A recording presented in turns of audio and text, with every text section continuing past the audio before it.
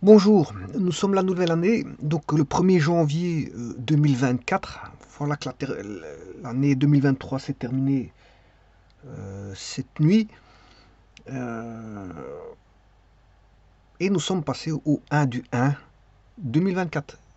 C'est-à-dire que c'est le nouvel an, la journée du nouvel an. Et je veux dire, bon, pour tous ceux qui suivent mes vidéos et pour tous ceux que je connaisse, bon, je peux leur souhaiter par ici un nouvel an. Voilà. Euh, bonne année, on va dire ça comme ça. Alors la météo, qu'est-ce qu'elle est pour ce nouvel an? Bon, c'est une journée bien sûr très, très difficile parce que je vous rappelle qu'on est toujours en hiver. Le nouvel an se trouve en hiver. Je rappelle que l'hiver a commencé le 21 décembre, il n'y a que 10 jours d'ici que l'hiver a commencé. Mais on n'aperçoit pas un vrai hiver avec les beaux paysages de neige qui transparaissent. On n'a plus ça depuis des années.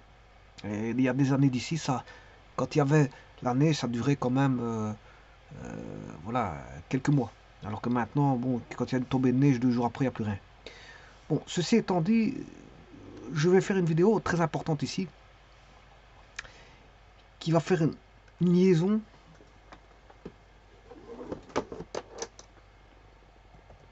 mathématique. Alors pourquoi mathématique? Parce que les mathématiques, ce sont des outils. C'est des outils. Mathématiques, ce n'est rien d'autre que des outils. Certains croiront que les mathématiques ne servent à rien. Ben, ça sert à beaucoup de choses, notamment dans les métiers, divers métiers. Ça dépend.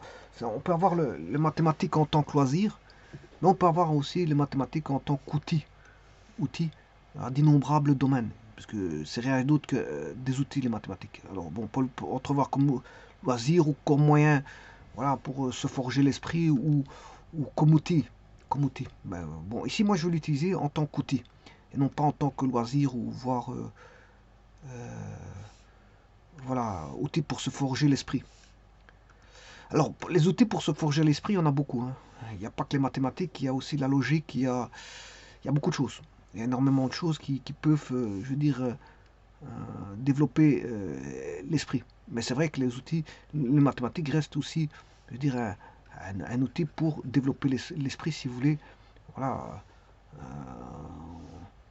un petit peu travailler, voilà, de la logique, mais de la logique mathématique, parce qu'il existe d'autres logiques. Alors, les logiques, on en trouve dans beaucoup de choses, hein. Il n'y a pas que la logique. La logique n'est pas propre aux mathématiques, c'est propre à différents domaines. Alors, le fait déjà de penser, la pensée est une logique, hein. Voilà. Si vous devez penser une habitation, comment elle doit se présenter, voilà, une vue d'esprit, par la vue d'esprit, c'est déjà voilà, une pensée logique. Une pensée logique, on va se dire, ben, on va disposer ça à tel endroit et non pas à un autre endroit parce que pour telle raison, telle raison, telle raison. Donc il y a des logiques qui vont prévaloir pour une disposition, je veux dire, de pièces, voire de dispositifs. Dispositifs électriques, dispositifs de gaz, peu importe, de piscine. Voilà, donc tout ça, les gens qui vont travailler au quotidien, bon, appellent, appellent à leur bon sens pour pouvoir travailler. Parce que le travail demande du bon sens. Alors ceci étant dit, je vais faire la liaison mathématique avec bien sûr l'électricité. L'électricité, voire l'électronique, voire d'autres domaines, hein.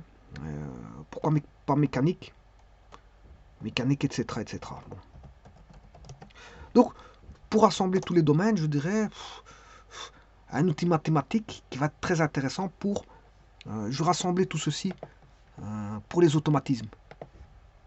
Alors automatisme, qui dit automatisme, ce sont des dispositifs qui peuvent être d'une part manuels ou automatisés, c'est-à-dire il n'y a plus, je veux dire, d'observateur qui est là.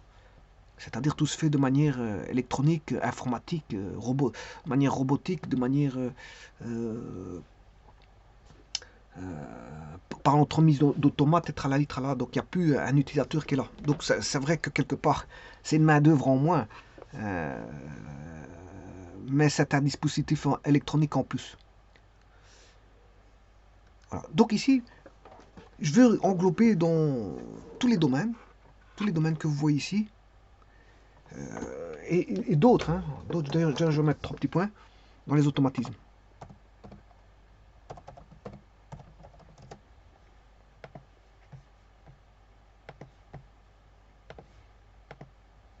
Alors, tout ceci, je vais l'englober dans le terme automatisme. Alors, il y a d'autres domaines, ça peut être même de la chimie. Hein. Chimie, si je parle de mécanique, ça peut être tout. Les automatismes, les études automatiques peuvent reprendre d'innombrables domaines parce que c'est un outil aux utilisateurs. L'utilisateur n'est plus. Les utilisateurs ne sont plus présents, bien sûr, il y a toujours une surveillance. Hein. Bon, il y a toujours une supervision parce que si l'automatisme part en cacahuète, et je veux dire que voilà, tout le système ne répond pas correctement et qu'il y a par exemple un incendie, voire une explosion, voire euh, on va dire un outil de production qui est défaillant, bien sûr, il faut toujours une supervision à ça. Dans les usines, on ne laisse pas tourner une usine sans personne. On pourrait faire une usine complètement automatisée, de facto. Mais s'il se passe quelque chose et qu'il n'y a pas la présence humaine, bon, ça peut tomber sous le coup des assurances et donc ne pas être remboursé au niveau des assurances. Parce qu'on va dire qu'il n'y avait pas de surveillance humaine euh, voilà, pour faire attention, je veux dire, aux incidents, voire aux accidents qui se sont produits. Donc, il faut toujours une présence humaine, même aussi minime soit-elle. Et d'ailleurs, les restructurations, c'est ça. C'est que les restructurations, c'est qu'on diminue le personnel parce qu'il y a voilà, des automatismes, des robots qui interviennent, des machines-outils, on va dire, qui demandaient peut-être 15 personnes quand il n'y avait pas la machine-outil. Et quand la machine-outil est présente, ben, il faut plus qu'une machine-outil qui remplaçait 15 personnes. Donc les 15 personnes, je pense à une emballeuse où il y avait 15 personnes qui intervenaient dans l'emballage. C'est une emballeuse, les 15 personnes ne sont plus là. Voilà. Donc on peut penser à tout. Une emballeuse, même voire des ordinateurs. Hein. Dans les secrétariats, vous avez les ordinateurs qui sont apparus. Ben, la présence humaine était de moins recommandée. Et donc, pour les entreprises, euh, qu'elles soient étatiques, publiques ou privées, pour les entreprises, un minimum de personnel fait un minimum de charges. Hein. De facto, c'est comme ça qu'on calcule. On calcule, il y a un coût de production. S'il y a moins de personnel, ben, il y a moins de charges voilà, à payer. Et donc, l'automatisme, c'est quelque chose, je veux dire, qui peut... Et encore, en plus de ça, les automatismes, c'est aussi bénéfique que ça, parce que malgré tout, c'est vrai que ça a ça a un coût humain, dans le sens où il y a moins de travailleurs. Mais un automate peut remplacer 1 million de personnes. Hein. Enfin, des automatismes peuvent remplacer des millions de personnes. Donc ça veut dire que si vous avez dans un pays qui fait travailler une main-d'œuvre, par exemple, on va dire, 100 millions de personnes, 100 millions de personnes actives, ben, ces 100 millions de personnes actives, peut-être, si un pays veut, je veux dire, avoir la production du pays qui utilise 100 millions de personnes, il peut mettre des automatismes. Donc les automates, c'est comme si on avait des êtres humains qui travailleraient. euh, et donc on peut remplacer 100 millions de personnes par euh, des automatismes qui vont remplacer ces 100 millions de personnes. Donc on peut concurrencer un pays qui a une main-d'œuvre de 100 millions de personnes, bien que son pays n'a pas forcément 100 millions de personnes actives. Donc ça veut dire que ici, ça va aussi être valable pour tout domaine, que ce soit la chimie, voilà, voire l'agriculture. Hein. Tous les domaines, tout, parce que les automatismes peuvent intervenir dans tous les domaines possibles et imaginables. Alors, automatisme fait référence aussi à robot, comme je vous l'ai dit, automate, programmation, programmation, je veux dire, d'intelligence artificielle, etc., etc. Donc les automatismes peuvent répondre à d'innombrables besoins. Le problème, c'est le coût en main-d'œuvre. La main-d'œuvre humaine va diminuer. Et donc, il faut bien que les gens travaillent. Il ne faut pas rester chez eux, c'est ça le problème. Bon, donc, qu'est-ce qui va relier ceci entre les mathématiques ici et mes automatismes? Ben, bien sûr, vous aurez compris que c'est la sensitivité. Sensitivité. Quand je dis sensitivité, ben, ça veut dire que ça doit être, euh, tout doit être, tout doit passer par, on va dire, des informations sensitives. Alors, ces informations sensitives proviendront de signaux, si vous voulez. Et voilà que j'ai introduit la notion mathématique de signaux. Et donc, l'aspect mathématique, ce sont les signaux. Et alors, avec ces signaux, on peut faire tout ce qu'on veut. Tout ce qu'on veut. Donc, la sensitivité proviendra des informations provenant de signaux. Alors, il existe différents types de signaux. Il y a les signaux continus enfin, si je prends, on peut avoir des signaux continus en niveau et en temps continu. On peut avoir des signaux continus, ce qu'on appelle analogique, hein. Voilà, continu en niveau et continu en temps, c'est ce qu'on appelle des signaux analogiques. On peut avoir des signaux continus et continus, enfin continus en niveau et continus en temps, ce qu'on appelle des signaux analogiques, mais dans lesquels on a une perturbation, on a du bruit. Voilà, on peut avoir des signaux analogiques et on peut avoir des signaux analogiques avec du bruit. On peut avoir des signaux continus en niveau, mais en temps, qui peuvent être discrets. C'est ce qu'on appelle des signaux échantillonnés. Alors, ils peuvent l'être échantillonnés de manière régulière ou irrégulière. Ça, c'est pas un problème. Alors maintenant, au niveau des niveaux, on peut avoir du discret. Et en temps, on peut avoir du continu. C'est ce que j'appelle par exemple les signaux analogiques quantifiés.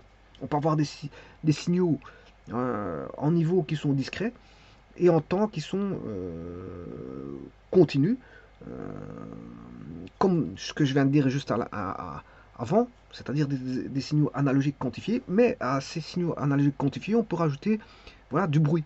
Il peut y avoir du bruit, voilà, des perturbations, du bruit, etc. Alors on peut avoir des signaux qui sont de niveau discret et de temps discret. Et là, c'est ce qu'on appelle les signaux numériques. Donc vous voyez que les signaux, je veux dire, sont multiformes. Les signaux sont multiformes.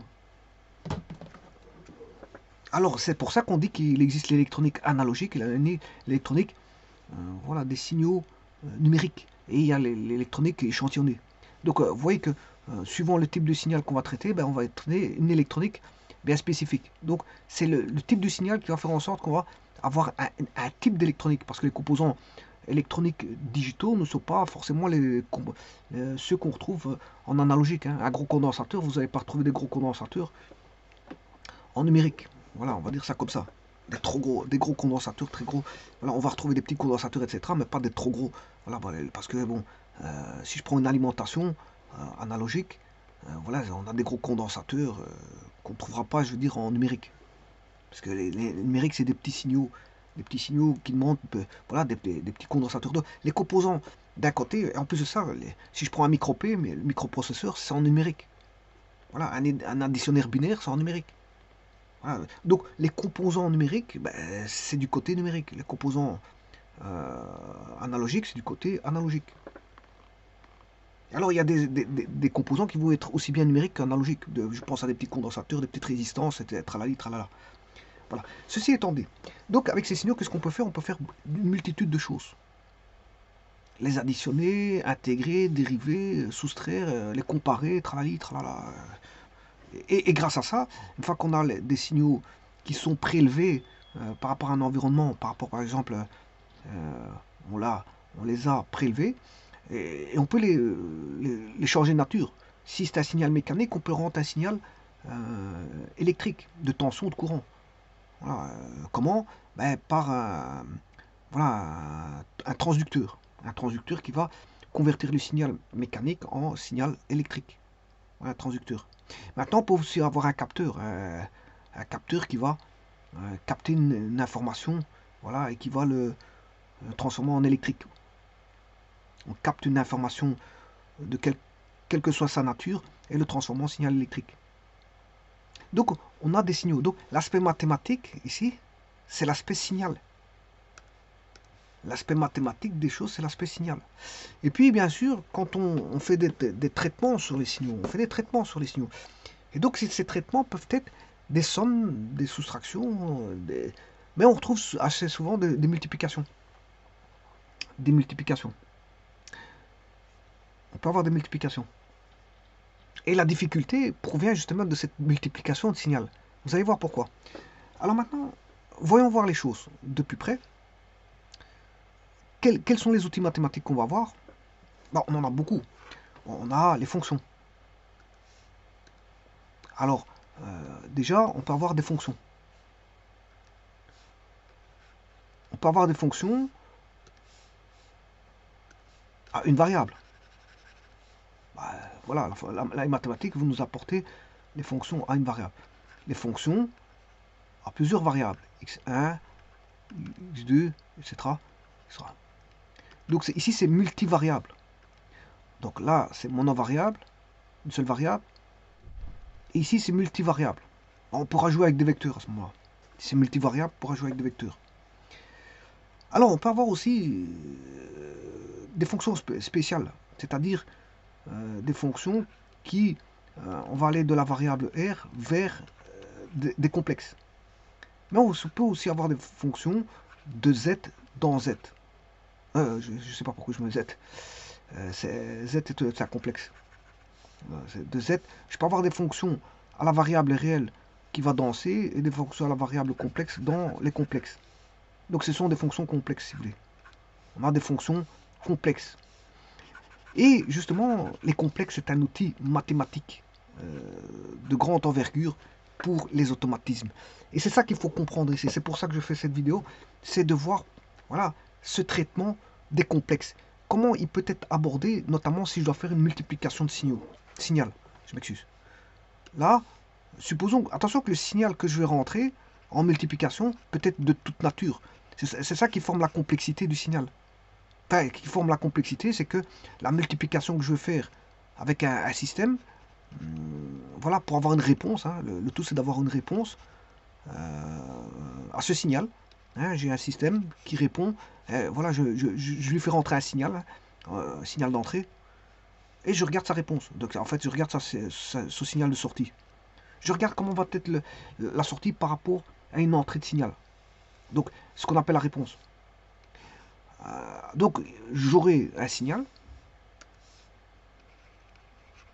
multiplié par voilà, un signal formé par un système qui va me donner une réponse en sortie. Donc, le signal d'entrée, il est là. Et ça, c'est le signal du système. Donc, il y a combien de signaux ici? Ben, un signal fois un signal donne un signal. Voilà, on va dire ça comme ça. Bon, je vais refaire les choses correctement parce que si je n'ai pas bien fait, on va dire que un signal d'entrée que j'appelle un signal in fois un signal d'un système. Voilà, le système est connu par une fonction. Hein. Voilà, une fonction de transfert. Voilà, est égal à un signal de sortie. Et le signal de sortie, ben, c'est une réponse.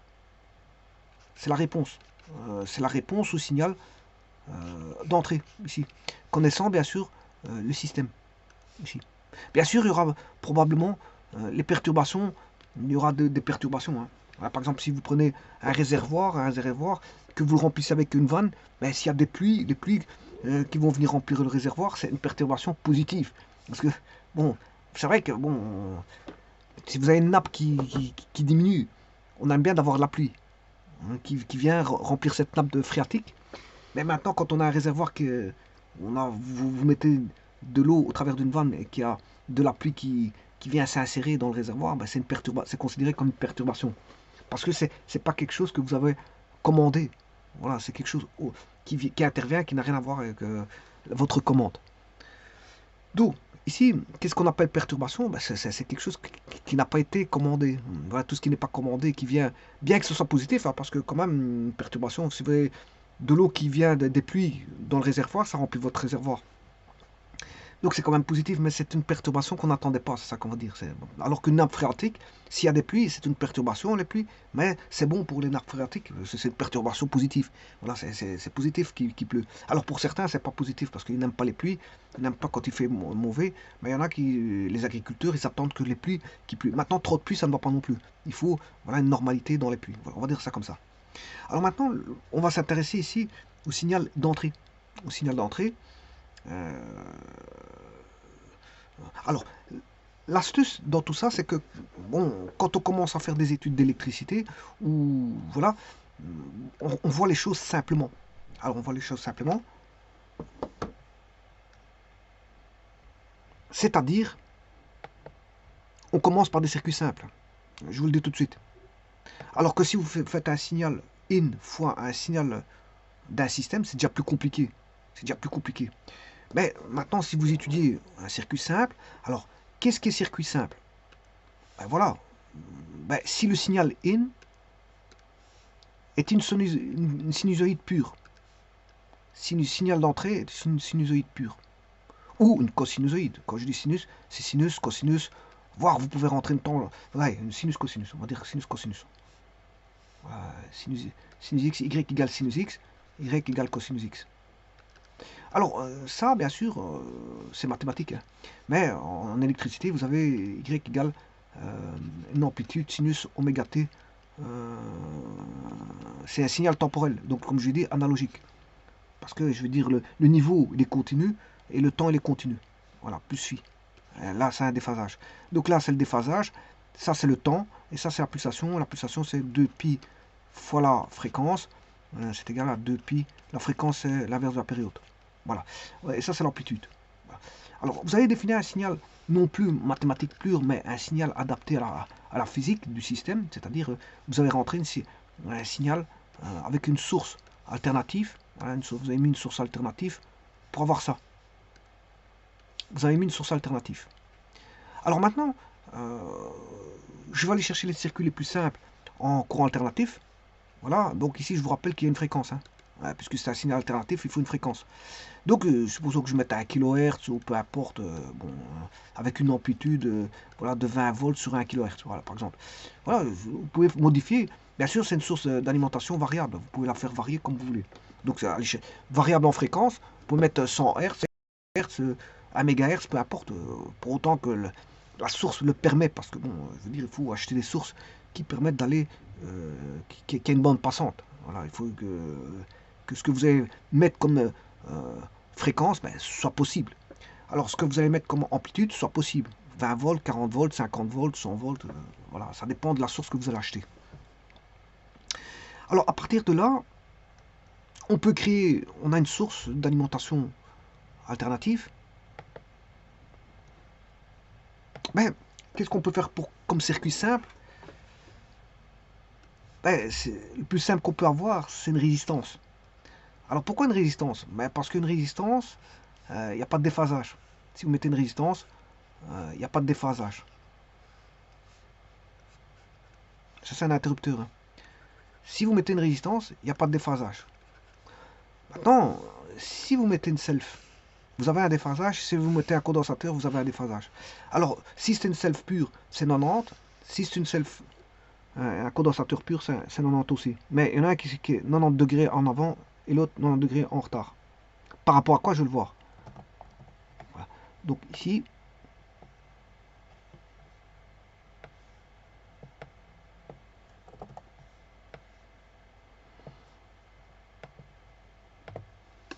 et alors, je vais voir l'aspect mathématique. Donc ça, c'est des circuits simples. Je vous le dis, c'est ce qu'on étudie en premier en électricité.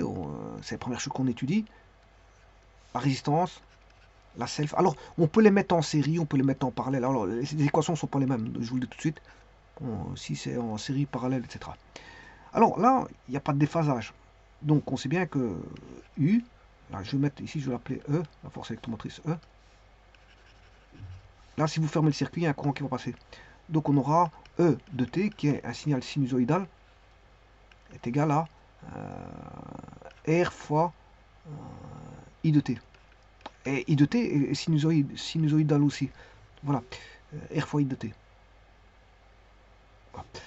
Alors là, on aura E de t est égal à L di sur dt. Et là, E est égal à 1 sur c intégrale de i t dt. Voilà. Maintenant, on peut, ça c'est, voilà, une proportionnelle, une dérivée, et là, une intégrale. Voilà. Mais je vous rappelle qu'on aura toujours, là, on a une sinusoïde, et là, on a toujours une sinusoïde. Là, on a une sinusoïde, là, on aura une sinusoïde. Là, on a une sinusoïde, et là, on aura une sinusoïde. Bon, tout d'abord, c'est bien mathématique. Et si les fonctions sinusoïdales sont des fonctions mathématiques. Bon, on peut mettre sinus ou cosinus. Ce sont des fonctions à une variable mathématique. Bon, mais il y a un autre outil qu'on peut utiliser, c'est les nombres complexes. Voilà, à la place de jouer avec sinus et cosinus, déjà il y a ce qu'on appelle l'exponentielle complexe qu'on va voir qui fait intervenir sinus et cosinus. Voilà.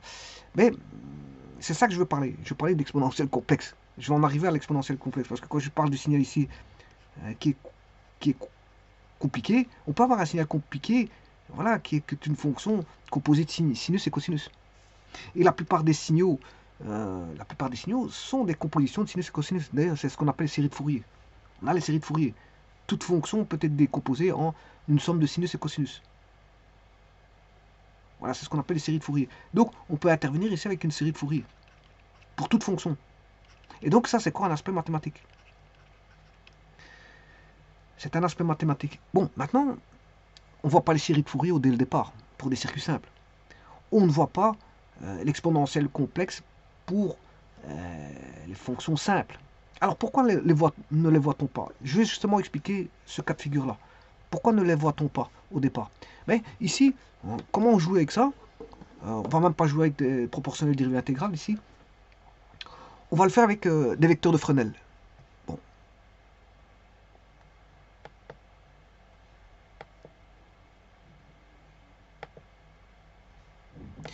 On va le faire avec des vecteurs. On va le faire avec des vecteurs de Fresnel. Alors, vecteurs de Fresnel, c'est tout simplement des vecteurs dans un cercle. Dans un cercle. C'est des vecteurs dans un cercle, tout simplement. Ou on peut le faire avec des complexes, parce que les complexes, c'est aussi des cercles. Hein, c'est aussi des cercles. Là, on va jouer avec A plus BJ. Mais, on peut jouer avec la fonction complexe. Et là, on a E, J, phi. Donc, vous voyez qu'on peut passer des vecteurs de Fresnel au complexe ou fonction complexe. Fonction complexe EJ phi. Alors, pourquoi EJ phi? EJ phi, parce que ici, quand on étudie A plus BJ, on étudie que le régime, on dit que l'interrupteur est ouvert depuis un certain temps, on travaille en régime permanent. Par contre, quand vous travaillez avec le EJ phi, vous travaillez voilà, pour tous les régimes, qu'ils soient régime, parce qu'on a toute la fonction, c'est ça qu'il y a. Alors que là, on a une partie de la fonction. A plus BJ, c'est qu'une partie de la fonction, c'est quand le système est établi. Quand le système est établi depuis un certain temps, quand la sinusoïde, on n'a pas une sinusoïde dès le départ, hein, je vous le dis tout de suite. On a un régime transitoire.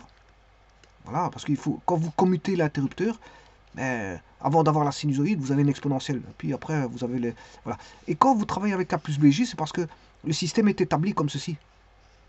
Le système était déjà établi. Voilà, A plus BJ, ça veut dire que vous avez la sinusoïde qui est établie. On ne voit pas l'exponentielle. Mais si vous voulez étudier l'exponentielle avec la sinusoïde, là, il faut passer par l'étude du transitoire et du régime permanent. Voilà. Alors, je vais prendre un exemple de régime permanent en complexe. En complexe ici. Bon, je ne vais pas faire le vecteur de Fresnel parce que c'est la même chose que les complexes. Je vous rappelle que les complexes, c'est tout simplement des... On peut le mettre sous forme de vecteur. Hein. A plus BJ, voilà. Quelle est la différence entre les... Voilà, ici, vous allez mettre... Si vous mettez... Alors, les vecteurs, il n'y a pas besoin d'un axe OXY, mais on peut mettre un axe aussi. Soit vous jouez sans axe, un vecteur, si vous faites U voilà, plus V, voilà, vous allez faire U plus V. Voilà, et vous allez faire mettre polygone ici, voilà, qui fait U plus V. Et là, j'ai pas mis de d'axe X. On est dans le plan ici, hein, donc normalement c'est OXY. Je suis pas obligé de mettre ça. Maintenant, vous pouvez le mettre. Hein. Vous mettez un vecteur U, voilà, vous allez chercher ses composantes en I et en J. Vous mettez un vecteur V, vous allez chercher ses composantes en I et en J. Vous additionnez les composantes en I et les composantes en J. Voilà, c'est comme ça qu'on fait. Et là, c'est comme ça, c'est des vecteurs. Voilà. Maintenant, les complexes, qu'est-ce que c'est le complexe? Les complexes, c'est tout simplement un axe. Hein. Oh, ça ne change pas. À la place d'avoir x ici, vous avez x, vous l'appelez la partie réelle. Et ici, vous avez, le j, vous l'appelez le y, vous l'appelez la partie imaginaire. Donc, c'est tout simplement un axe xy. C'est tout simplement un axe xy. Voilà. Et alors, là, vous allez mettre les complexes. Voilà. Supposons que le complexe, il vaut 3 plus 4j. 1, 2, 3, 4j. Voilà. Le complexe, il est là. 3 plus 4j, il est là. Mais vous pourrez revenir en vecteur, en vectoriel. Voilà. Donc ça veut dire que là, vous allez avoir par rapport à l'origine le vecteur U qui représente le complexe. Donc on peut représenter un complexe par un vecteur. Donc que je manipule les vecteurs de Fresnel, dans un repère, ou que je manipule les, comment on appelle ça, les complexes, c'est la même chose. On va dire ça comme ça. C'est la même chose. Donc, que je manipule les vecteurs de Fresnel dans un repère ou que je manipule les complexes, c'est vraiment la même chose. Parce que un complexe, je peux le représenter par un vecteur tout simplement. Voilà. Ceci étant dit, eh ben, je vais faire un exemple pour... Ici, avant toute chose, je vais vous montrer la self. Alors là, je mets une tension, je vais mettre une tension sinusoïdale. Voilà. Voilà, ici on a un circuit résistif. Vous voyez que courant et tension sont en phase. I c'est en bleu et tension ils sont en phase. Bon, ça veut dire que les deux... Là c'est mis avec des vecteurs. Hein. Attention, c'est les deux vecteurs qui sont... Là c'est vectoriel. I et U sont en phase. Alors là vous avez le signal analogique courant-tension à gauche qui est... voilà, je ne sais pas si je peux agrandir.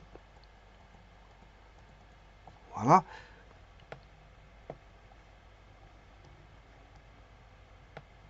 Voilà. Ça c'est un circuit purement résistif sous une entrée sinusoïdale. Vous voyez que courant et tension sont en phase.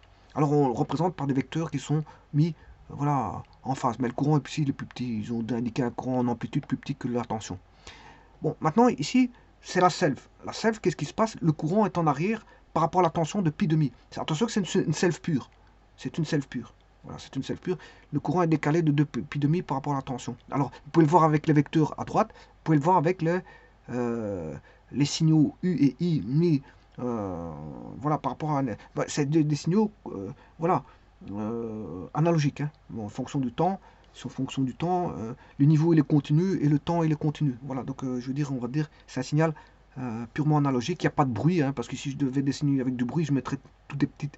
Voilà, un signal avec bruit, ça donnerait, analogique avec bruit, ça donnerait ceci. Voilà. Voilà. Par exemple, j'ai un signal analogique qui est bien sûr dépendant du temps. Là, par exemple, j'ai une tension U de T ou I de T, peu importe. Et j'aurais du bruit comme ça, voilà. J'aurais des parasites, on va dire ça comme ça. Alors, voilà, on aurait des parasites sur le signal. Donc, c'est pas un signal pur, c'est un signal qui viendrait, je veux dire, avec des perturbations sur le signal. Bon, voilà, on va dire ça comme ça. Bon, alors maintenant, je reviens ici. Là, vous voyez que la self, elle est décalée de... Alors, ici, on utilise quoi ici? Ben, on utilise l'aspect mathématique signal dans un repère UI, UT et IT.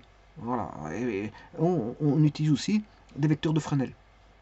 Et dans les vecteurs Fresnel, on a pi demi. Le courant est déphasé de pi demi sur la tension en arrière. Le courant est en arrière par rapport à la tension. Voilà. Pour une self. Alors que pour une résistance, c'est en phase. Mais là, c'est déphasé de pi demi. Pour une self pure. Alors, là, on a un condensateur pur. Ben, là, qu'est-ce qui se passe? Ben, c'est la tension qui est en arrière par rapport au courant. C'est-à-dire que le courant est en avance sur la tension. Alors, le courant est en avance de combien? De pi demi sur la tension. Parce que, voilà, c'est... Alors, là, vous voyez encore que... Donc, on a résistance. Donc, on ne joue plus avec... voilà, des résistances. On ne joue plus avec, ici, proportion, une dérivée, une intégrale. On joue avec des vecteurs de Fresnel. On joue avec des vecteurs de Fresnel. Maintenant, regardez bien. Je prends un circuit avec une impédance qui n'est pas pure cette fois-ci. Je prends une impédance Z avec un circuit série, parce qu'un circuit série parallèle, c'est pas le même.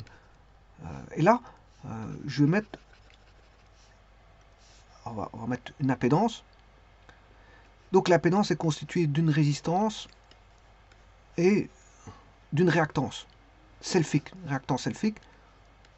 oméga L, elle étant la self d'induction indiquée en Henry, oméga étant la pulsation qui vaut 2 pi fois la fréquence, qui dépend de la source bien sûr. On a rentré une certaine fréquence F. Voilà, vous avez réglé une certaine fréquence et une certaine amplitude. Voilà. Donc, que vaut l'impédance? L'impédance voudra R plus oméga L. Voilà que vaut l'impédance. Mais, je vous ai dit qu'on a manipulé ici quoi?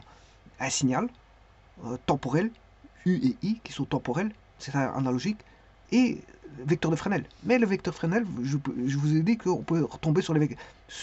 Voilà, c'est la même chose. Si vous manipulez des vecteurs ou des complexes, c'est la même chose. Donc ici, c'est RZ, O, et imaginaire de Z. Donc, ce qui veut dire qu'ici, je peux indiquer, par exemple, si le courant, pour une self, on a un décalage comme ceci. Hein. Le courant est en retard par rapport à la tension. Une self pure. Parce qu'ici, il y a une résistance, elle n'est pas pure. Hein. Il y a une résistance dans le circuit. Mais pour une self pure, le courant est déphasé par rapport à la tension de pi demi. Alors, comment voir les choses? On a une tension UR et une tension UL. Voilà, et la force électromotrice E est égale à UR plus UL, c'est-à-dire R fois I plus oméga L fois I. Mais dans un espace complexe ici. Donc je mets J. Alors, de façon à... Je lui ai dit que le courant était décalé de pi demi par rapport à la tension U pour une self. Donc ici, si je mets le courant I sur l'axe des réels, I, voilà, pour avoir la tension, c'est R fois I, la résistance. Donc, R fois I, c'est un vecteur qui va faire ceci. R fois I. Voilà, R fois I. Donc, il est en phase avec le... Enfin, il est sur l'axe des réels, parce que il n'est pas déphasé par rapport au courant. R fois I, la tension n'est pas déphasée pour une résistance. Courant et tension sont en phase. Donc, R fois I, c'est la tension au bord de la résistance. Donc, il est en phase. Mais la self, alors, le courant est en retard de pi demi par rapport à la tension. Donc, ça veut dire que la tension est en avance. Donc, ici, je vais mettre la tension. On a oméga L. Et comme je peux le mettre sur un espace complexe, ce sera J oméga L. Donc, je vais mettre J oméga L. Et là, j'aurai... attention que c'est J oméga L I. Hein, pour avoir la tension, je dois faire fois I pour avoir U, UL. Et là, j'ai la tension ici, qui est la tension au bord de la résistance du condensateur. Voilà, qui est E. Voilà. Donc, vous voyez que le J ici, j'ai joué avec un complexe. Mais ça veut dire quoi? Que le signal est établi. Le signal est établi depuis longtemps. J'ai fait en sorte que je ne m'intéresse pas à la commutation. Parce que normalement, il y a une exponentielle de départ. Hein, mais il y a un régime transitoire. Mais ici, le régime est établi. Donc, quand le régime est établi, les complexes suffisent. Les nombres complexes suffisent. J'ai pas besoin de la fonction complexe. Voilà, j'ai pas besoin de la fonction complexe. Voilà. Maintenant, supposons que j'ai un condensateur. Faisons le même raisonnement pour un condensateur. Alors, pour un une self avec une résistance, ça c'est l'impédance Z. Voilà, on a R qui est la résistance plus J oméga L qui est la réactance selfique. Maintenant, si je fais un circuit série avec toujours une résistance et un condensateur, là, il faudra faire ceci. Voilà, ça c'est l'impédance. Et moins 1 sur J oméga C, J oméga L, c'est dans C, on est dans le complexe, mais c'est la réactance capacitive. Alors, de la même manière, comment est-ce que je peux intervenir? Je vais mettre ici une source, une résistance. En série, je vais mettre un condensateur. je vais mettre un condensateur en série.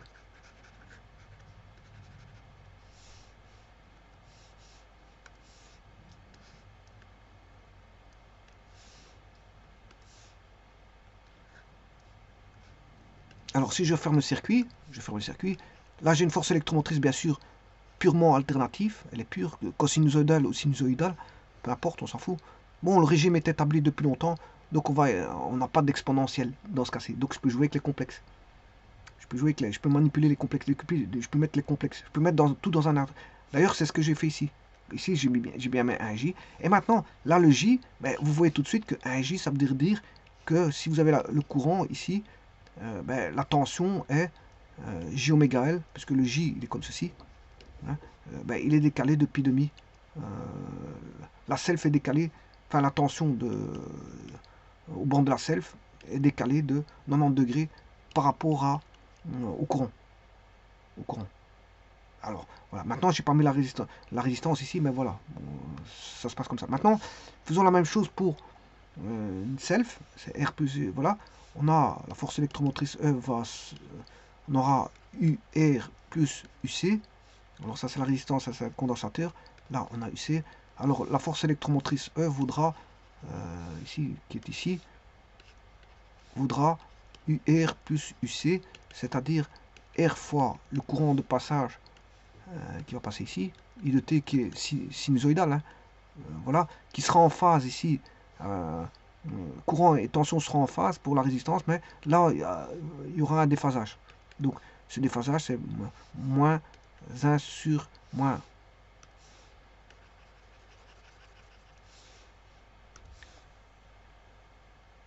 Mettre un moins.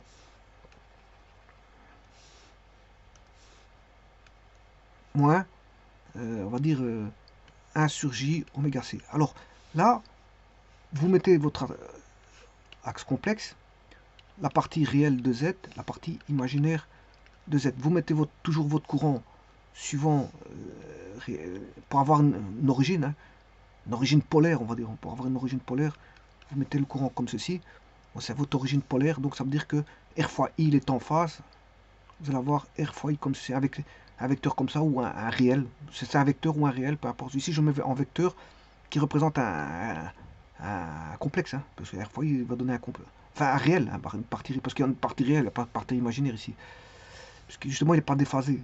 Maintenant, ce que j'ai fait comme bêtise, c'est que, on va voir ceci, petit instant, parce qu'il va être en bas, parce que la self, autant la self, la tension est en avance sur le courant, autant la condensateur, la tension est en retard sur le courant. Et donc, là, pour avoir moins J oméga L, je vous rappelle que c'est moins 1 sur J, oméga. Pour l'avoir comme ceci, pour avoir la tension ici, c'est 1 sur J oméga C. Petit instant. C'est 1 sur oméga C. Pour avoir, ça c'est la réactance capacitive fois le courant pour avoir la tension du condensateur. Alors, ici, vous voyez bien qu'on a moins J. Donc il faut que j'aille chercher moins J. D'où on aura moins J sur oméga C. Donc on aura R fois I moins, on va dire, J sur oméga C fois I. Et là, vous remarquez que c'est UR plus UC égale à E. Et ça, c'est si je mets le courant en évidence, 1 moins 1 sur J oméga C. Voilà. Et là, c'est I fois Z. Et Z, vous voyez bien que c'est R moins J sur oméga C. Voilà. Et donc là, vous avez la réactance. Voilà. Bon, mais ça, c'est en régime établi. Parce que je vous ai dit que ça ne se passe pas comme ça quand on a des signaux Si vous voulez avoir le régime transitoire, etc., c'est bien plus compliqué que ce que vous venez de voir là. Là, vous avez un signal in, vous rentrez un signal in, vous avez déjà, ici, le système peut répondre avec un signal complet, difficile. Voilà, et peut-être, on peut avoir un signal qui est, bon, on va dire, de particularité difficile. On n'a pas un signal facile. Voilà. Donc si déjà là, le système répond avec un signal qui n'est pas propice à être traité facilement, d'ailleurs c'est pour ça qu'on le traite en traitant la place pour autant que ce soit linéaire, parce qu'un système linéaire, tant qu'il est système linéaire, on peut trouver la place. S'il n'est pas linéaire, bon, il faut trouver des astuces. Voilà, il faut trouver des astuces. Il y a des astuces, sinon il faut passer à autre chose. Voilà. Donc quand il est linéaire, le système est linéaire, on peut répondre à des Laplace. Donc on va répondre, je veux dire, avec une fonction de transfert en Laplace. Et le signal ici d'entrée peut être compliqué, on n'a pas forcément une sinusoïde. Voilà, bon. Alors maintenant, ce qu'on sait, c'est que bon, tout signal peut être décomposé en signal par transformé de Fourier. Alors, les signaux qu'on connaît, bon, dans les automatismes, il y a des signaux particuliers. Alors, comme je l'ai dit, les complexes ne suffiront pas. A plus BJ ne suffira pas. Voilà, ça ne suffira pas le A plus BJ. Et on va aller au-delà de ça, on va aller sur du Fourier, on va aller sur des exponentielles complexes. Voilà, donc il faut la fonction complexe. Je vais passer par la fonction complexe, qui est l'exponentielle complexe. Voilà. Donc, qu'est-ce que c'est que la fonction complexe? Alors, une fonction complexe, je vous ai dit que c'est une... on peut faire des transformations dans le plan complexe. Par exemple, une fonction complexe, c'est par exemple W est égal à A fois Z, W est égal à A fois Z, plus B, W est égal à 1 sur Z, W égale à... ça c'est l'inverse, hein, l'inverse complexe. On peut avoir AZ plus B sur CZ plus D, on retrouve des inverses. Et on a toutes des transformations du plan. Ça s'étudie. Et on a toutes des transformations du plan. Le plan complexe, bien sûr. Plan dansé. Bien sûr, il y en a une qui est fort connue, qui est l'exponentielle de Z, et qui va être utilisée beaucoup dans les automatismes. Voilà, ça c'est fort utilisé dans les automatismes. Je vais expliquer pourquoi. Parce qu'on la retrouve beaucoup. On la retrouve beaucoup. On ne trouve pas que forcément des sinusoïdes. Et d'ailleurs, dans ça, on peut retrouver même une sinusoïde. Hein. Voilà. Bon, et des cosinusoïdes d'ailleurs. Et même des tangentes si vous voulez. Une fois que vous avez sinus et cosinus, on peut avoir des tangentes. Eh bien, comment se présente cette fonction-là, fonction exponentielle de Z? Eh bien, si je vais sur GeoGebra, je vais chercher un angle. Alors, je vais chercher un angle qui va aller de 0 à 2π. Voilà. Mais le problème ici, 0, c'est 0,360. Bon, c'est alpha. Donc je vais convertir en radian. Alors comment convertir en radian sur GeoGebra? Il n'y a pas besoin de faire fois pi sur 180, il n'y a pas besoin de faire ça. Vous mettez tout simplement rad. Voilà. Alors voyons voir. Si vous faites ça, rad, je vais mettre 90 degrés.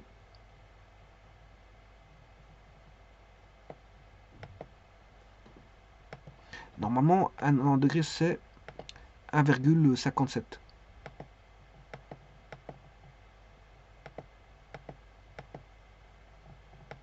Voilà, c'est bien 1,7. Donc, c'est bien une transformation en radian. Alors, si je mets 2π, on va avoir 6,28. Effectivement, c'est bon. Donc, vous voyez que l'option rad permet de convertir en radian. Il n'y a pas besoin de faire fois 180 divisé par pi. Ça, c'est une belle option de, comment on appelle ça, GeoGebra. Vous tapez juste rad et vous avez la conversion de fois 180 divisé par pi. Parce qu'on ne sait jamais si c'est fois pi, si c'est fois 180 divisé par pi ou fois pi sur 180. Il faut toujours faire, voilà, la conversion degré radian, radian degré, il faut toujours être sûr de ce qu'on fait. Bon, voilà, il ne faut pas faire n'importe quoi non plus. Alors, ceci étant dit, une fois qu'on a ça, je vais mettre la fonction exponentielle complexe E de Z, qui est définie par E exponentielle de, on va dire, de x, normalement c'est x, voilà, fois le cosinus de alpha en radian. Mais alpha en radian, mais la calculer c'est A. Voilà, A plus le complexe, je vais remettre le complexe I, ce qu'il est passé, le I.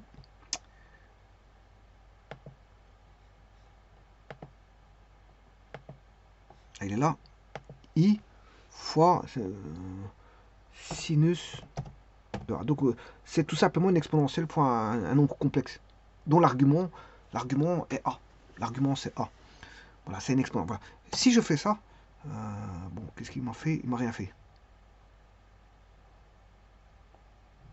Ah oui.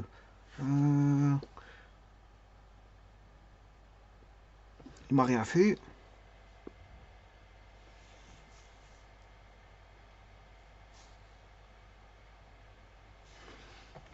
Oui, c'est parce qu'on ne le voit pas, il faut que je le fasse apparaître. Voilà, c'est ça. Ça, c'est bon. Voilà, ça, c'est la fonction complexe. Voilà, c'est la fonction exponentielle complexe. C'est la fonction exponentielle complexe. Alors, comment ça va, cette fonction exponentielle complexe? Tout d'abord, je vais l'agrandir. Alors, Euler a pris une partie de cette fonction. Euler, qu'est-ce qu'il se dit? Ben, Euler, il fait b de 0. Voilà, il fait b de 0. Alors, si vous faites b de 0, ben, l'exponentielle e de 0, ça fait 1. Et il va rester cosinus de... Voilà, je vais remettre un cosinus à ça. Voilà, Euler, il fait ça. Bon, donc, si vous voulez voir Euler, on est dans un petit cercle exponentiel de 0. Qui fait 1. C'est module de 1. Bon, je vais revenir en source. Voilà, on le voit. Alors, si je veux changer d'angle, avec Euler, ben, Euler, on reste dans un cercle de rayon 1. Regardez, je vais faire manipuler.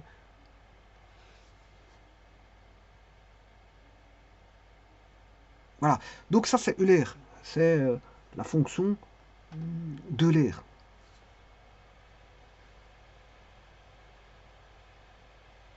Donc c'est exponentielle de 1. Voilà, ça vous donne cosinus A plus J sinus A. Maintenant, si je veux sauter, je vais faire par exemple...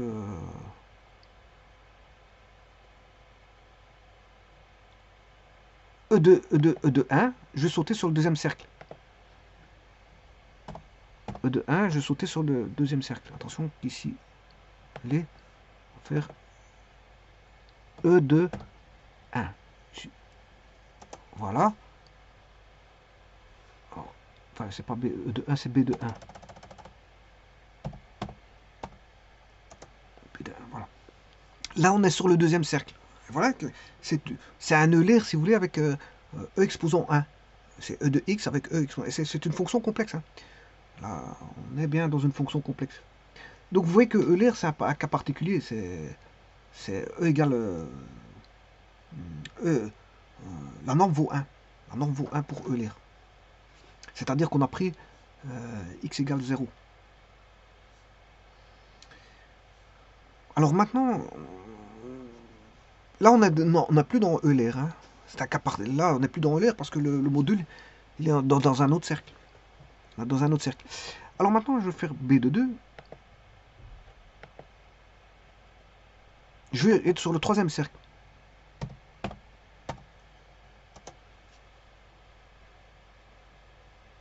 Alors, vous voyez que ça varie. Alors, si je veux un autre cercle, je fais un zoom.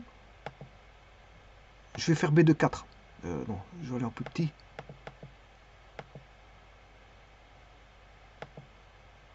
B de 3, j'ai pas encore fait. Bon, il faut un zoom. Il faut récupérer l'exponentielle de 4. Pour être sur le cercle de module exponentiel de 4.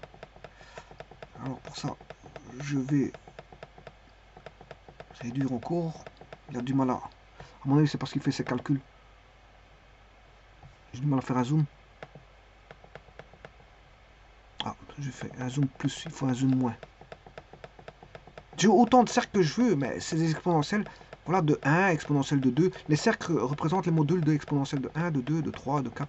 Par contre, l'exponentielle elle s'agrandit très vite. Donc pour aller chercher le prochain cercle, voilà, il est là, le prochain cercle il est là. Le prochain cercle il est là. Et là maintenant je vais mettre un point qui va circuler sur ce quatrième cercle. Voilà. Et je vais mettre B de 3. Donc l'exponentielle de 3. Et là maintenant je vais faire tourner les angles. Et donc B de 3. Et je vais même mettre B de 4. Voilà, et là maintenant je vais faire apparaître tous. B de 1, B de 2 et même le Euler qui est tout petit, on ne le voit même plus.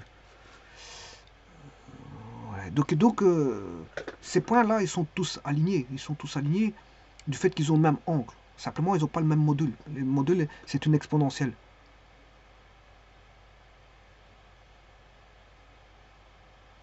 Voilà. Et donc ça, c'est l'exponentielle. On va utiliser Euler. Alors Euler, c'est pour la fonction B0. Hein, c'est quand l'exponentielle vaut 0. C'est une fonction spéciale. Et donc Euler, je peux l'avoir par exemple avec E exposant par exemple pi. Voilà. Oui, attention qu'ici, je me suis trompé. J'ai oublié le i. Il faut absolument un i. Donc c'est pi fois i. Il faut que j'aille chercher le i. Voilà. Pi. Bon, ça c'est. Je suis dans un cercle de rayon 1. Euler, vous êtes dans un cercle de rayon 1. Il faut que j'aille redescendre pour le voir. Il est tout petit. Parce que le cercle de rayon 1, il est beaucoup plus bas. Il faut que je remonte. Voilà. Là, Euler, c'est ça. C'est en fait, vous êtes toujours dans le cercle de rayon 1. Voilà. Alors, eh bien, pourquoi je parle de ça? Parce que ça a à voir avec les fonctions. Les fonctions, pour voir, pour voir ce qui se passe en transitoire et en harmonique, je vous ai dit qu'il y a des fonctions in, des fonctions, voilà, on peut avoir un, comme je vous ai dit, un système qui répond avec une fonction de transfert en Laplace. Et je vous rappelle que Laplace, quelque part derrière, c'est du P, variable P ou S. Mais P ou S ne sont rien d'autre que alpha plus bêta J. Hein, c'est des complexes. Alpha plus bêta J. Voilà, donc là, on a une fonction de transfert. Et là, on va rentrer un signal. Voilà, et on va voir sa réponse. Bon, vous aurez compris que pour avoir sa réponse, il me faut, j'aurais besoin de, c'est pour voir son transitoire et son, plus son, comment on appelle ça, son régime permanent. On n'est plus dans les petits circuits simples où on regardait que le régime permanent. Ou ce qu'on appelle régime, je ne me rappelle plus du nom, il y a un autre nom pour le régime permanent, enfin il y a des autres noms. Voilà. Et donc, vous aurez compris que là, on va manipuler des fonctions telles que la fonction exponentielle complexe, qui est EJ oméga t. Ouais, en mathématiques, on dit EJ phi, hein, qui est la formule de l'air. Hein, formule de l'air.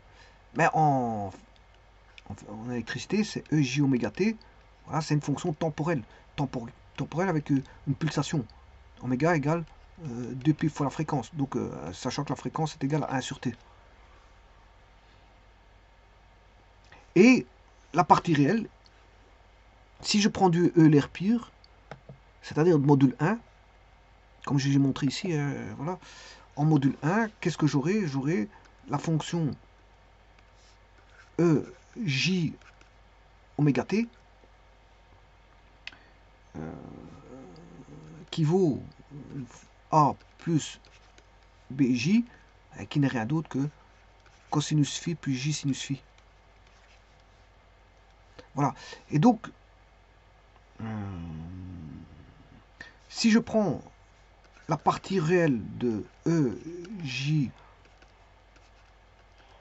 oméga t, la partie réelle de EJ oméga t, ben, j'ai une fonction cosinusoïdale pure. Si je prends la partie imaginaire de EJ oméga t, ben, j'ai une fonction sinusoïdale. Alors, le Euler, pourquoi le module vaut 1? Parce qu'ici, je peux mettre une amplitude. Hein. Alors, si vous mettez une amplitude, ben, fortement, vous allez avoir la fonction que j'ai montrée, c'est-à-dire x cosinus phi plus j sinus phi. Vous allez avoir la fonction EZ. Voilà, EZ. Oméga égale EZ. Parce que là, c'est tous les modules. Mais c'est vrai qu'ici, les modules, ils sont dépendants que... pour aller chercher un 1, il faut faire le calcul. Il faut faire le calcul. Bon, c'est vrai que c'est pas évident. C'est pas évident d'avoir un nombre. C'est pour ça que l'air il a pensé à ça, justement, à mon avis.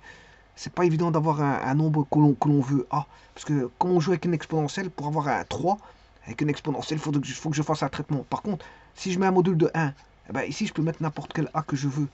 Voilà, je vais pas faire un calcul par rapport à une exponentielle. Donc c'est pour ça, là est l'avantage de la fonction de l'air.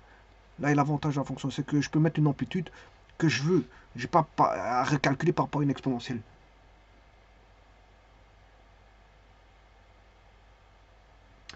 Attention que si c'est une cosinusoïde illimitée, hein, c'est une cosinusoïde illimitée, ici c'est une sinusoïde illimitée, donc c'est autant dire que c'est des fonctions pures. Hein. C'est des fonctions, on va dire, idéales. Pure égale idéal.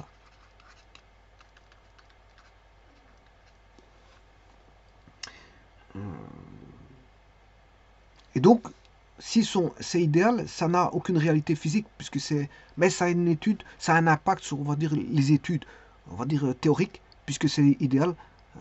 Mais en physique, on ne retrouve pas ça. Hein. On n'a pas de signaux illimités infinis. Hein. Vous voulez tout de suite. Voilà. Et donc, maintenant que vous voyez ça, ben, les automatismes vont aller chercher des signaux de ce style que je viens de vous montrer. Donc, le signal in, ben, je pourrais attaquer voilà, une fonction de transfert d'un système, voilà, au travers d'un signal EJ oméga t, EJ oméga t, qu'on appelle la fonction harmonique complexe. C'est la fonction harmonique complexe.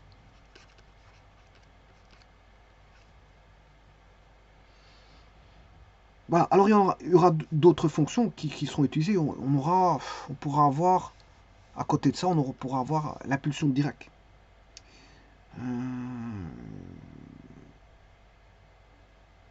Alors, l'impulsion de Dirac, c'est delta t.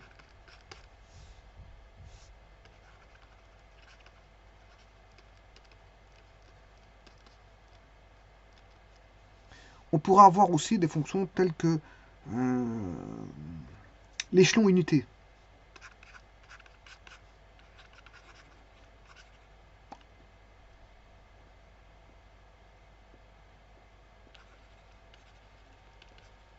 Et là, on pourra attaquer ici, soit avec EJ oméga t, qui est la fonction harmonique complexe, soit avec delta t, une impulsion de Dirac, soit pour avoir la réponse du système.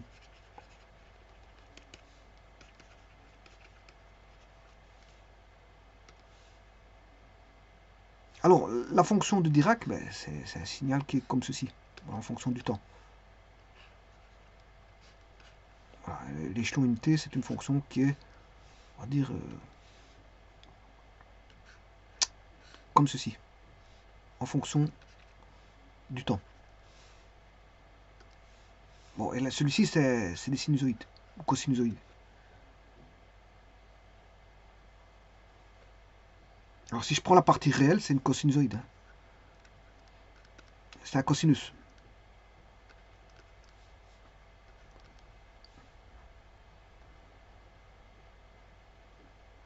Alors,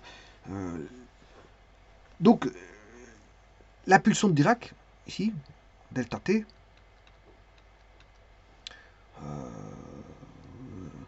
lui, il a une durée, si vous voulez, infiniment brève, mais son air vaut 1. Alors, son air qui vaut 1. Alors, on peut dire aussi que c'est une impulsion de durée petite par rapport au plus petit temps caractéristique du système. Voilà, il faut aller voir le plus petit temps caractéristique du système, qu'on appelle le temps caractéristique, c'est taux C. Alors, si vous avez taux C1, taux C2, taux C3, voilà, vous prenez le plus petit, et, et le temps caractéristique de la pulsion de Dirac doit être plus petit que le plus petit des temps caractéristiques du système. Et bien sûr, il doit suffisamment avoir d'énergie pour ébranler le système. Voilà, bon, il ne faut pas que ce soit un petit signal qui ne fasse rien du tout. Il faut que le signal réponde à la sollicitation du signal d'entrée. Alors l'échelon unité, lui, il a une marge de hauteur unité à l'instant t égale 0.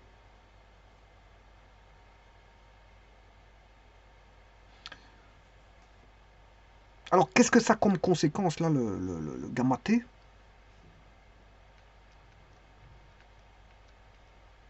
Le gamma t, qui est l'échelon unité, ben, quand on a une variation brusque à l'origine, à l'origine, donc à l'entrée du système,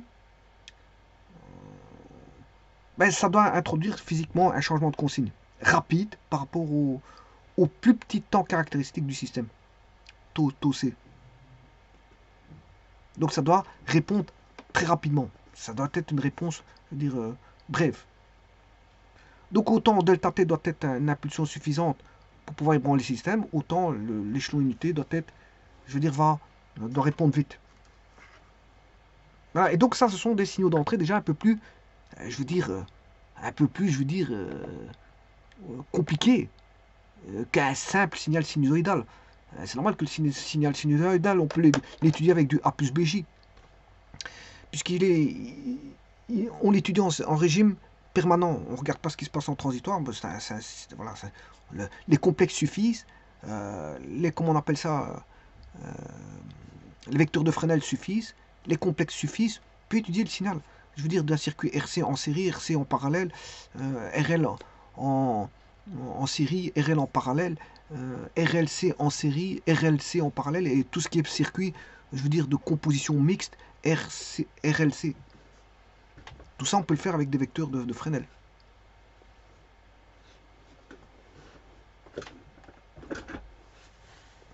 Alors, on peut étudier aussi, quand on a des circuits, voilà, composition mixte, on peut avoir des formes de résonance. Voilà, et donc on étudie en fonction de la fréquence, quand est-ce qu'il y a résonance du circuit. Dans les circuits, bien sûr, à composition RLC. Et donc, vous voyez que ça, quand vous avez un composant, ben, on a des déphasages courant tension. Il faut étudier ces déphasages courant tension. Ça implique. Et les complexes A plus BJ suffit pour voir ou les vecteurs de Fresnel suffisent pour voir les déphasages. Hein. Les déphasages peut être vus, je veux dire, avec des vecteurs de Fresnel. Il n'y a pas besoin d'aller plus loin. Vous faites une petite étude comme ceci. Il n'y a pas besoin de dessiner le signal temporel hein, analogique. Voilà, vous dessinez le vecteur de Fresnel ou dans un arc, un vecteur ou dans un système complexe, un repère complexe. Vous dessinez, je veux dire, dans le repère complexe, les vecteurs qui associent, je veux dire, les nombres complexes. Voilà, et vous avez les déphasages. C'est juste pour voir les déphasages. Hein. Il n'y a pas besoin de dessiner la fonction. Alors maintenant, si vous voulez voir les déphasages à l'oscilloscope va vous donner directement la partie gauche, c'est le signal analogique. Pourtant, vous avez bien fait un bon zoom, parce que bon, si on ne voit pas le signal, parce que il faut appuyer sur les bons boutons dans l'oscilloscope, parce que si vous n'appuyez pas sur les bons boutons, vous risquez de ne pas voir le signal, ou alors il sera peut-être petit. Il faut bien zoomer par rapport au cadrage de l'écran. Il faut bien voir, si vous voulez faire une lecture de tension ou de courant, il faut bien agrandir, faire des zooms. Et donc appuyer sur les bons boutons, il faut voilà, bien câbler, je veux dire, l'oscilloscope sur le circuit. Bon, quand il n'y a que un ou deux composants, c'est pas si difficile de brancher un oscilloscope sur voilà, là où il y a un ou deux composants. Je rappelle qu'un oscilloscope, voilà, c'est une prise de mesure, voilà, qui permet de lire la tension et voir les caractéristiques d'un signal, quel qu'il soit, carré, sinusoïdal, etc. On peut faire une lecture temporelle de la fréquence, de la tension. On peut même faire une lecture de courant, mais il faut chipoter avec l'oscilloscope et des résistances. Bon, voilà, on peut faire une lecture de courant, si vous voulez, avec des résistances. Et donc, on peut avoir beaucoup de choses. Hein. On peut voir les déphasages, voir l'amplitude maximale, enfin l'amplitude, voir la tension maximale, la tension minimale, les passages par zéro, la fréquence, les déphasages, la pulsation, la période. Bon, on peut faire une lecture de tout ça. C'est juste des lectures. Vous avez le signal qui apparaît, on fait des lectures de tout ça. Et bien sûr, ça permet de voir le signal. Le signal, comment il est présenté. On n'a pas forcément que des sinusoïdes, des carrés, etc. On peut avoir toutes sortes. Je vous remercie.